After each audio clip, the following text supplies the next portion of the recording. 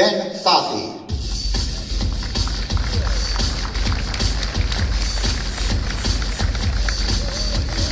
Good morning, everybody.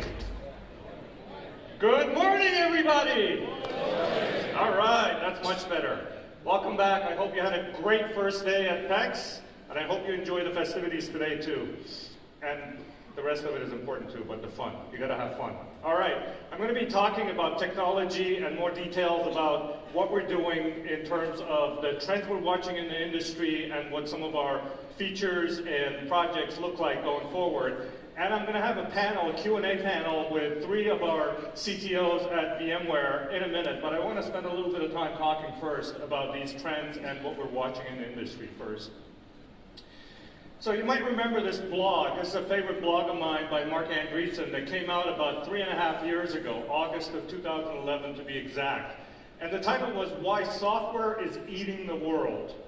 Now, it really resonated with me because Mark Andreessen was talking about how many industries around the world, as well as many aspects of our social lives, are being taken over by software, and how he saw this trend going on and becoming even more prevalent in the coming years. It made a lot of sense to me at the time, but that was 3 years ago. Now, what I realized, if I think back to it, in a scant 3 years, basically that process is over. Software has already eaten the world. There isn't a single aspect of our lives today that isn't either controlled or at least influenced by software in a major way. I'll give you some examples. Think about some of these companies that didn't even exist. Not just companies, but entire industries that didn't exist 20 years ago. Think about Dropbox and Box. Their entire business is around sharing files and sharing content, something that you couldn't even do 30 years ago, and these are multi-billion-dollar businesses. Everybody talks about Netflix and Uber as examples of how this new economy is flourishing and lots of new money is being made. But take some other examples. I remember 20, 30 years ago when I wanted to trade some stock, I had to pick up the phone and actually talk to a human being and ask him, can you please buy 100 shares of Apple or something?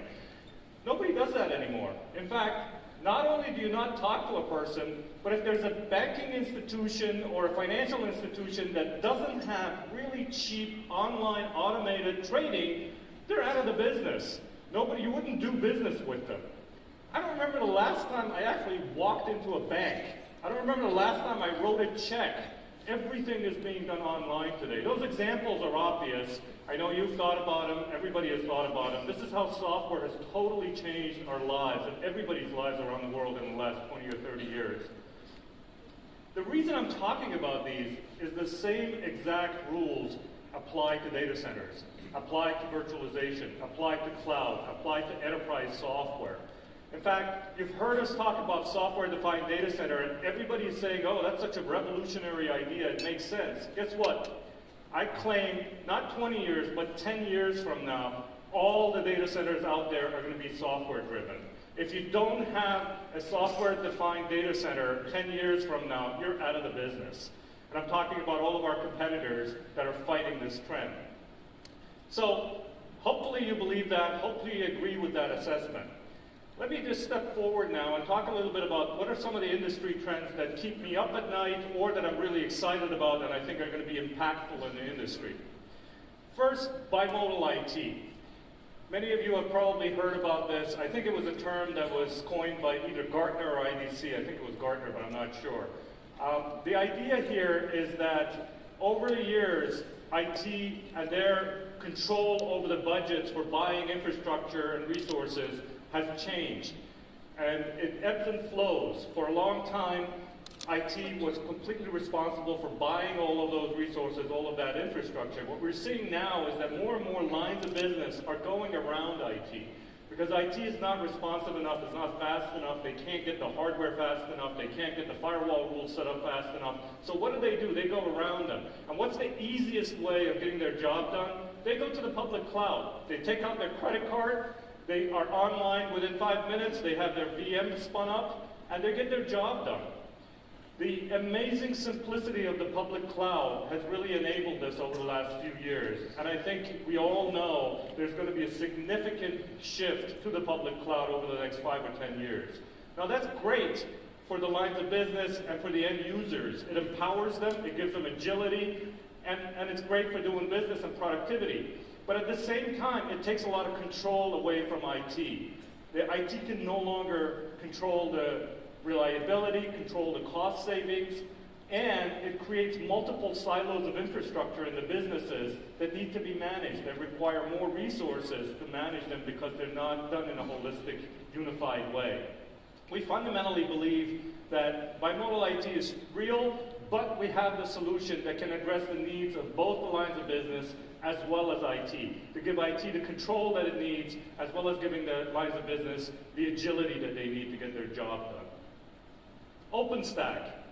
You know, OpenStack has been around for 2 or 3 years now, has made a lot of noise, and you've heard over the last couple of days that we're now coming out with our own VMware integrated OpenStack solution. I think OpenStack is great. You know, it's a way of accessing our infrastructure and our resources and our tools using an open source way, an open source programmable set of APIs and tools to manage the infrastructure. Nothing wrong with that. As we've always said, we're open to it. We're open. We have a lot of choice. We offer a lot of choice to our customers, and OpenStack is one of those choices. So we are proud to offer that OpenStack solution integrated with our software to our customers. Now, the advantage of VIO is that you get it from VMware, which means you have one throat to choke. If anything goes wrong, you pick up the phone. Our VMware support organization will address it, regardless of whether it's vSphere or some application or guest OS that you're running on there or the OpenStack components. It's all integrated in a seamless way, so you can go back and forth between the vRealize management suite and the OpenStack UI, and they're completely in sync with each other. So we've done a deep integration of our management solutions here. And I think people will enjoy using OpenStack. Now, OpenStack is just one of an important trend that we're seeing lately, and that's open source.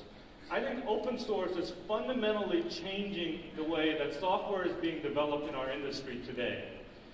For many, many years, and I've been around for many years, as you can tell with my bald head, but for many years, the way that software has been developed in this industry is by going into a cave, hiding your engineers, having them work together, do a design, do an implementation, test the thing, and 2, 3, 4 years later, coming out with a shrink-wrap product that you'll deliver to your customers, say, great, go implement this, go install it in your data center, you'll be happy with our product.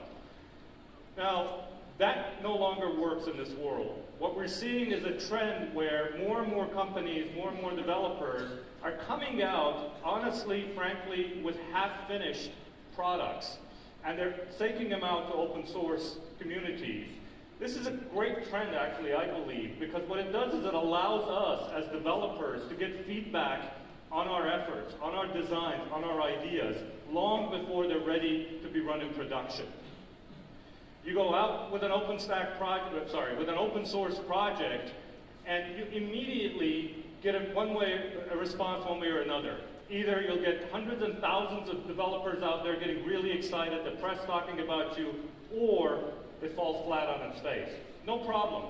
If it's successful, if people like it, you suddenly have an army of hundreds or thousands of developers working on your project for free and moving the state of art forward. If it doesn't work, you fail fast. You kill the project, you move on to the next idea. Both of those, in my mind, are great ways of improving the agility of how we deliver and develop software. We've been working with open source for a long time. I mentioned OpenStack earlier. We not only created an OpenStack integrated solution, but we've actually been delivering software and innovation to the OpenStack community by working with them from day one, frankly. Not just in compute and storage virtualization, but as you know, Nicira is one of the big players in the OpenStack networking community. We've also delivered Congress to the policy framework in OpenStack. Another great example of this, probably our biggest effort in this space, has been Cloud Foundry, where we've taken an entire PaaS platform and made it open source and handed it over to a Cloud Foundry Foundation so that everybody can share in that open source community together and build a great PaaS platform. And we'll continue to do that. I think you're going to see more and more open source involvement from VMware over the years. Another trend that is really important and gained a lot of mind share this year is containers. I stood up at PEX a year ago and asked about 1,000 people that were attending my talk at the time, how many of them had heard of containers and Docker? And I got about 3 or 4 hands out of 1,000 people. This year I asked the same question in a smaller audience of about 100 people. Almost every single hand went up in the audience. So I'm sure you've heard of this move to next generation, what's called third platform or cloud native applications. What we're seeing is that the architecture of distributed applications is changing completely. It's being redesigned from the ground up using what are called microservices or services, service-oriented architectures. Instead of building a single monolithic stack in an application, what we're seeing is people are building small microservices and connecting them together to deliver a much better, more scalable, more resilient distributed application to customers. Now, this trend is great. I think it's going to help us longer term in terms of manageability of applications, in terms of scalability, and a big part of this is also what Docker has done in terms of building a ubiquitous file format where you can really, a developer can write an application once and run it literally anywhere, either on bare metal or in any cloud. And it makes a very portable application. I think we're going to see more and more applications being built from the ground up as containerized, Dockerized, third platform, cloud-native applications. But we're also going to see a lot of existing enterprise applications be repackaged into Docker packages so they can be more easily deployed. And we are working with that community. A lot of this, by the way, again, is open source. Every name there, CoreOS, Docker, Mesos, as well as almost every other third platform company that's working in this space is working with open source. So this, again, highlights the fact that open source is changing the way we develop software in this industry. Now, containers and Docker are great. We fundamentally believe that they're better together with VMs. Why do I say that? Containers take advantage of a fundamental piece of functionality in Linux called LXC, Linux containers. Now, everybody knows that the attack footprint of Linux is huge compared to a hypervisor like ESX and vSphere. And in fact, if you talk to the container folks, they themselves will tell you that they don't have the security and isolation characteristics of virtual machines. That's why we believe if you take containers and put them inside of VMs, you get the best of both worlds. They really are better together.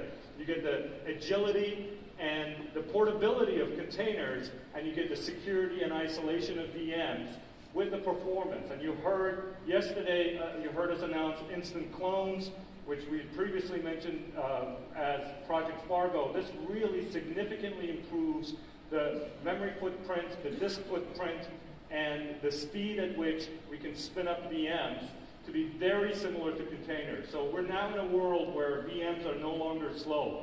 They can run as fast or even faster than bare metal containers. And so you can have your cake and eat it too. You can have the isolation and security and all the tools that we have built over the last 10 or 15 years around VMs, but you can also give your developers the power of containers so they can build these portable applications. Last but not least, you've heard us talk about EVO and hyper-converged infrastructure as a new category of us trying to deliver simplicity to our customers. Now, you know about converged infrastructure, you know about VCE, you know about vBlock, the fact that VCE owns 50% of the converged infrastructure market. But this past year, we came out with a whole new category. Basically, you take not just the compute, the storage, and the networking, and package them together and deliver them in the physical infrastructure format, but you also add to that our hypervisor, you add to that the management solutions, you add to that the rack management software, the top-of-rack switch management, and now you have a really powerful unit that you can deliver to your customers that they can turn on and literally within minutes be up and running in a software-defined data center. So this is what we mean when we talk about reducing the friction and getting closer to the level of simplicity that the public cloud offers. We're doing the same thing in the public cloud because you have to have the public and the private cloud having the same functionality and the same seamless behavior and the same simplicity of deployment. And we're doing that with the hyperconverged infrastructure. Now, a key part of this is our partners, and that's why I'm here telling you this. When you go to a public cloud, you're going to a single web-based interface. You don't care what the storage is that's running on there. You don't care what the networking is that's running on there, the hardware that's running. You don't care about the operating system in some cases, the database that's running. That's what the simplification is. Now, when you go and deploy the same software in your on-prem data center with a vSphere, you fundamentally have to integrate all those pieces together. Something that the cloud providers are doing for you in the public cloud. Okay, so there is more complexity, and that's why we're trying to simplify this picture by taking more and more components of that and pre-integrating them, working with our partners, working with all of you to simplify the delivery of that solution to our customers. So what is it that IT wants in this new world? Of course they want agility. Of course they're being beaten up by their partners and line of businesses being told that they need to deliver a lot more agility a lot faster, the services that they have. But at the same time, they also want cost savings. They want to do it as cheaply as possible. Their budgets are flat or shrinking, and that's an important factor to keep in mind. But the three bullets that I have listed on the left here are probably the most important when you talk to an enterprise IT administrator. They have to have control. And that's why I keep harping on not creating multiple silos of infrastructure. When you do that, IT loses control because they have to worry about different management solutions, different ways of managing that infrastructure. They, of course, have to worry about compliance, regulatory requirements. They have to worry about security with all the things that you're hearing these days about attacks happening. So all of these are absolutely required. And that's why you're wondering why I have a picture of a Tesla there. This is not just about your computers and your data center anymore. We have software and we have computers running in every part of our lives. Yes, that's an Android system running in your Tesla system. And guess what? With the acquisition of AirWatch last year, we can manage your car for you too. Yes, all of those devices out there in the Internet of Things, including cars, will run either Android or some version of Linux or an embedded operating system, and we can and we do want to control those and give control of that infrastructure all to your IT administrators. What does line of business want? I mentioned this earlier. The most important thing that they care about here is to get their job done as fast as possible. Agility and productivity are differentiators by themselves. The faster you come out with a solution, you're that much ahead of your competitors, and you have a better chance of winning in your area. But at the same time, they want to provide the best customer experience. They want to be able to get their products and services out as fast as possible. And this is really what's giving rise to the bimodal IT problem, in that they don't see IT addressing their needs as fast as possible, so they go around IT. And this is something that I think we, with our partners here, can help address. What is it that users want? They honestly don't care about any of that. They just want to run their application. They want to run any app on any device, anywhere. And more, we're coming to a world where that's possible. It really doesn't matter whether I'm sitting here in San Francisco or at an internet cafe in Timbuktu. I can do 90% of my job using the internet and using the services that are available to me. And that's this new world that we've come to. And we believe that with the solutions that we're providing, we're really enabling this new world of any app on any device anywhere. And that's what our customers and our end users really are asking us to do. So how do we do this? In case you saw the launch that we had on Monday, February 2nd, with a lot of our new announcements and new releases, I think fundamentally, hopefully you've seen, and with some of the things that I discussed earlier, the way that we run VMware and what we want to think about in an engineering organization is how do you take all of those applications that I just talked about, run them, protect them, and manage them, and deliver a holistic experience to our customers that they can do all of this on a unified infrastructure, on a unified platform. What we're really doing is taking our customers on a journey to the cloud. Now, here I specifically mean the hybrid cloud. It really should not matter whether you're running the software on-prem in your own data center, in your own private cloud, in our public cloud, or in the public cloud of one of our 4,000 partners in the vCloud Air network, or whether you're outsourcing it and running a managed private cloud. The experience for your administrators and for your end users should be exactly the same. And we're the only company that offers all of that. The application compatibility, the consistent management experience across all of the different environments, and the seamless networking and security. The only way you can get that is if you run the same stack on both sides of the wire, and that is exactly what we're doing. And as I mentioned, with conversion, hyper-converged infrastructure, and with a set of partners that I've listed here, you're going to see a much more rapid deployment of those resources as we deliver these solutions to the market. So really, this, taken all together, is what our message is about. One cloud, any application. Transforming our customers' infrastructure to be consistent, to be uniform, to be manageable, and to be agile. What we're building here, and I keep harping on this, is an operating system for a data center. What we've done for the last 20 or 30 years as software has taken over all aspects of our lives is build an operating system for your device, for your computer, on a single machine. Over the last 5 to 10 years, we've now moved to a model where we're building a single operating system that can control the entire data center, whether that data center is on-prem in our customers' data centers, or whether it's up in the cloud. And that's built on a foundation of vSphere for compute, NSX for networking, Virtual SAN for storage, and vCloud Air for the public network. We bring all of those together, and we really give you the choice, the agility, and the security that our customers want. And we do that, hopefully, with the help of all of our partners here. All right. With that, I'd like to ask some of my colleagues to join me on stage here to have a conversation about some of the trends I talked about.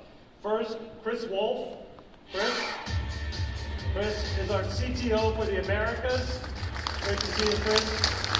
Chris was a great analyst with Gartner for many years, and he loved our product so much that he decided he had to come and join us. So welcome, Chris. Second, I think I have Kit Colbert. Kit. Hey, good morning. Kit has been